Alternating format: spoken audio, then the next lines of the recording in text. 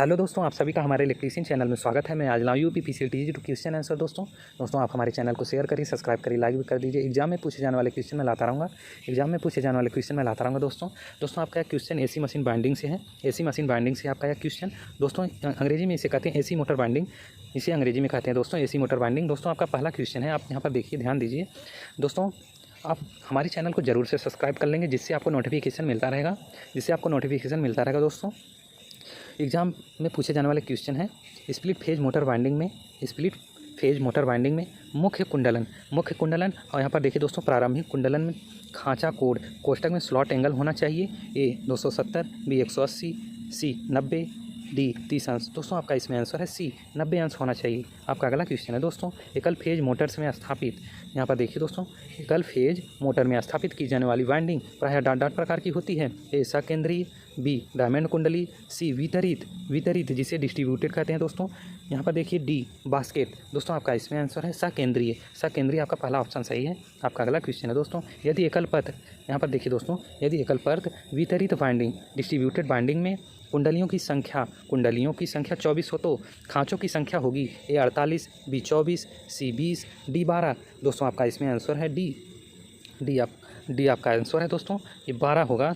12 आपका आंसर है दोस्तों, यहाँ पर आप ध्यान देंगे, 12 आपका आंसर है। आपका अगला क्वेश्चन है दोस्तों, वितरित वाइंडिंग, यहाँ पर देखिए दोस्तों, वितरित वाइंडिंग डिस्ट्रीब्यूटेड वाइंडिंग में सभी कुंडलियों के लिए डॉट समान होती है।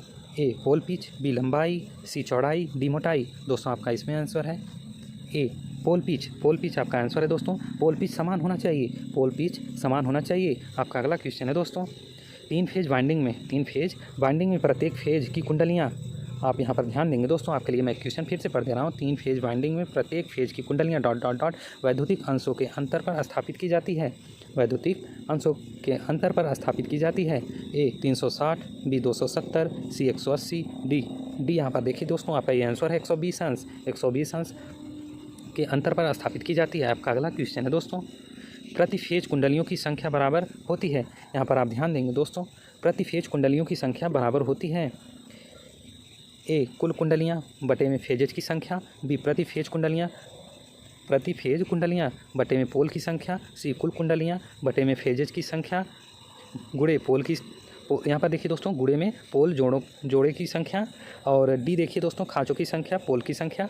यहाँ पर ऑप्शन देखिए दोस्तों, आपका ए सही है, कुल कुंडलियाँ बटे में फेजेज की संख्या, ऑप्शन ए आपका राइट है। आपका अगला क्वेश्चन है दोस्तों, तीन फेज इंडक्शन मोटर, यहाँ पर देखिए दोस्तों, तीन फेज इंडक्शन मोटर में प्रति फेज प्रति पोल कुंडलियों की संख्या बराबर होती है।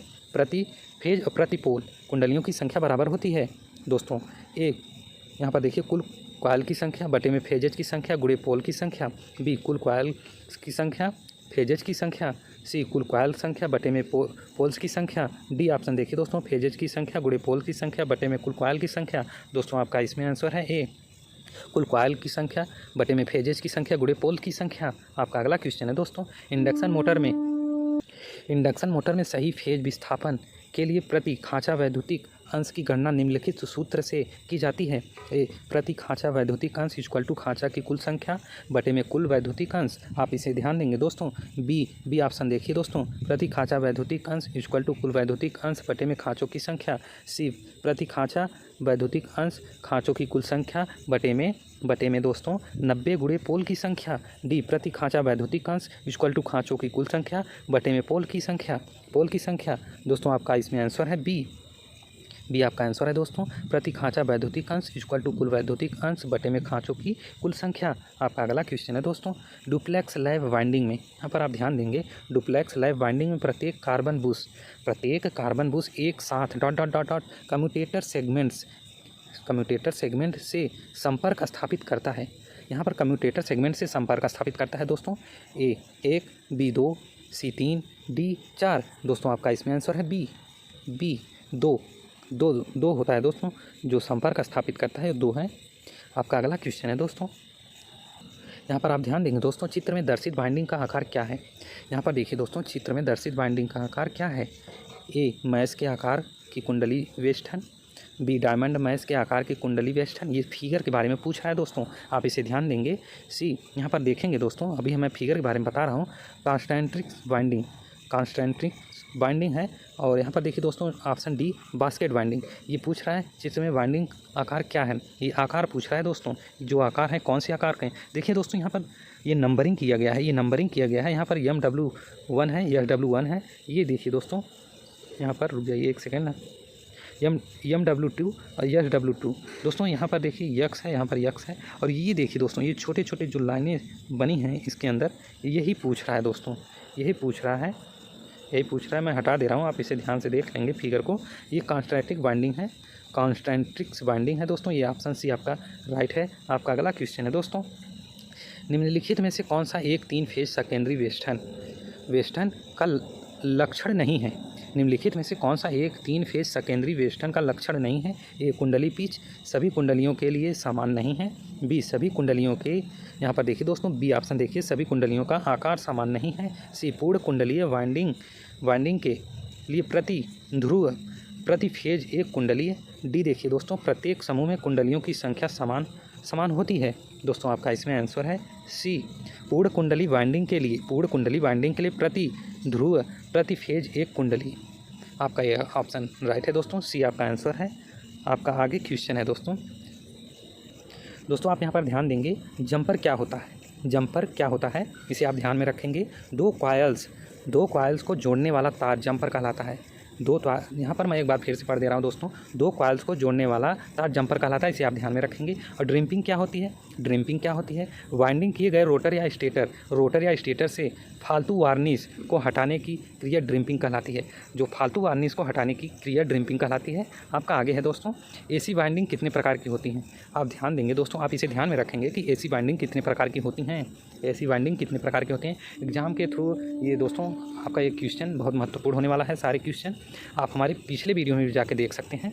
आप यहाँ पर ध्यान दीजिए दोस्तों, आकृति के आधार पर एसी वाइंडिंग्स प्रायः 8 प्रकार की होती हैं। पहला क्या है, बास्केट। और दूसरा क्या है, कॉन्स्टेंट्रिक है दोस्तों, कॉन्स्टेंट्रिक है। और तीसरा क्या है, स्किन। और चौथा क्या है, फ्लैट लूप नॉन ओवरलैप। दोस्तों ये एसी वाइंडिंग है। और यहाँ पर देखिए दोस्तों, पाँचवा फ्लैट लूप ओवरलैप या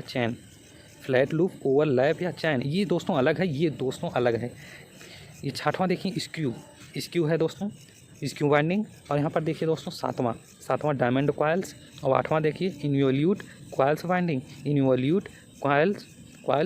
वाइंडिंग। दोस्तों ये 8 प्रकार की आपकी एसी वाइंडिंग है, 8 प्रकार की एसी वाइंडिंग है आपका दोस्तों। आपका आगे है स्किन कॉइल कैसी होती है। आप दोस्तों ये सारी चीज़ें आप ध्यान में रखेंगे। आप यहाँ पर ध्यान दीजिए, स्किन कॉइल कैसी होती है, स्किन कॉइल कैसी होती है। आप यहाँ पर इन्फॉर्मेशन देखिए दोस्तों कैसी होती है। समान आकार की अपेक्षा थोड़ा बड़ी, जो थोड़े बड़े आकार की कॉइल को स्किन कॉइल कहते हैं। जो थोड़ा बड़े और आकार जो अपेक्षा से मतलब जो दोस्तों थोड़े बड़े और आकार की कॉइल को स्किन कॉइल कहते हैं। इसे स्लॉट में सरलता से फिट किया जा सकता है।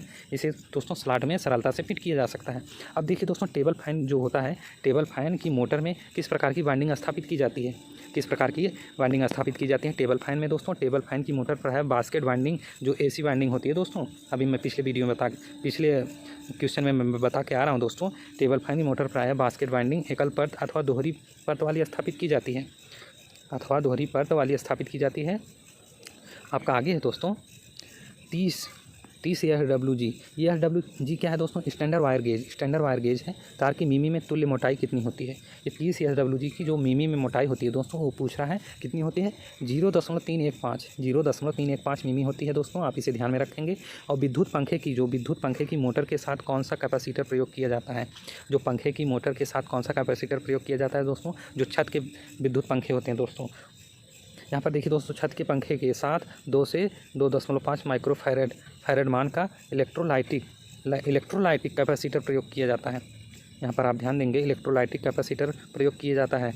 आप दोस्तों हमारे चैनल को शेयर करिए, सब्सक्राइब करिए, लाइक भी कर दीजिए। एग्जाम में पूछे जाने वाले क्वेश्चन मैं लाता रहूँगा। आप हमारे चैनल को ज़रूर से सब्सक्राइब कर लेंगे, जिससे नोटिफिकेशन आपको मिलता रहेगा। धन्यवाद।